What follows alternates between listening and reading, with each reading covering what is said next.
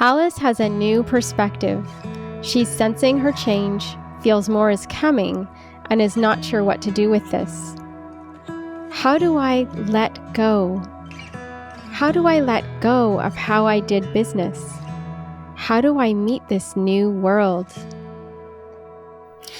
You'll notice that in each of these micro collections, we point to developing skills that change our brain structure, allowing us to be in a different relationship with the future. In our culture, we often speak of being able to reinvent the future. And what we're saying is that there's an incoming complexity that's already underway from the future. And if we choose, we can align with that future, because that future is where life happens. It's the leading edge of creativity. It's what will strengthen our brains and help us address the ever more complex problems of our times. One way of looking at our relationship with the future is to consider, are we participants in this future? What is our relationship with the future, with the universe that's unfolding the future?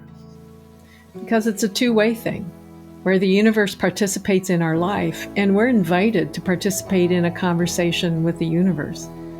When we leave life out of the equation, we're not being present to the universe participating in our life. True participation is realizing the universe is participating in your life, whether you're in nature or sitting in front of your screen. And when you're in relationship with the future and intelligence that's been progressing from what was before the Big Bang, to there being a Big Bang, to a progression to the womb of galaxies, giving birth to stars that give birth to planets, that give birth to intelligent life, you recognize an intelligence that's been pulling all of that forward.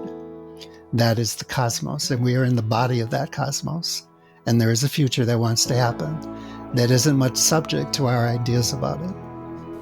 Our culture has consistent conversations about deciding or reinventing the future and mapping the way we think it's going to go. We have this kind of willful approach to we invent the future and we get to say.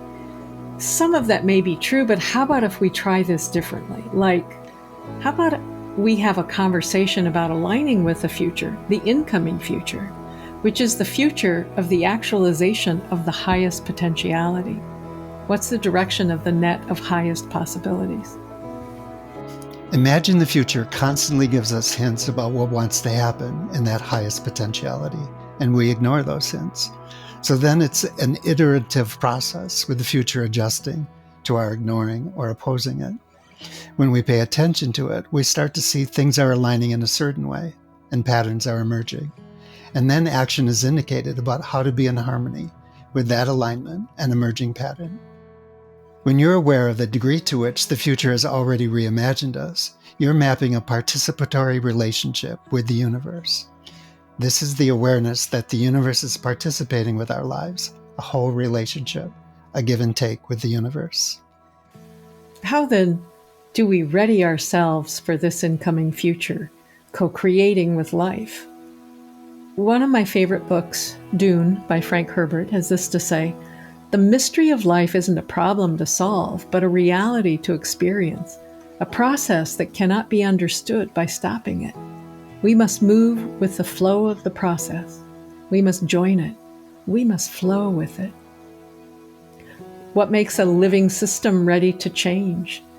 Nora Bateson, in her research with warm data, speaks about the process of readying.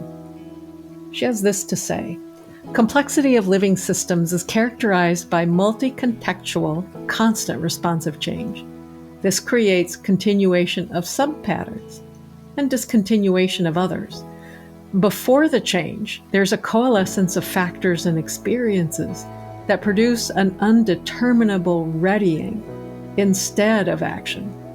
There's a prelude, a priming, a saturation of mutual learning between organisms through which pathways of possibility are produced.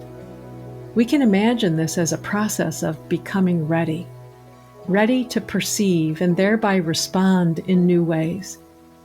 Readiness is not linear. It's produced in unpredictable trans-contextual ways. She goes on to say, the opposite of readying is to force a single-purpose outcome upon a system that is oriented and shaped around pathways that do not correspond to the desired change. Natural processes are never singular, ever. To dictate an action change upon a living system that is not ready brings contortions of false and unrooted change, which falter, splinter, and become grotesque. An unready change is a violence insomuch as it may contort the process of learning into place before the necessary undergrowth has taken place. Our question is this: how then do we participate with a future that is readying us as it reimagines us? We can be present to readying that which is coalescing, unprecedented patterns emerging in new maps. The future is not a predetermined picture. When we align with the future that wants to happen, we facilitate actualization of the highest possibility, shifting our map in relation to the cosmos. What if we didn't leave life out of the equation?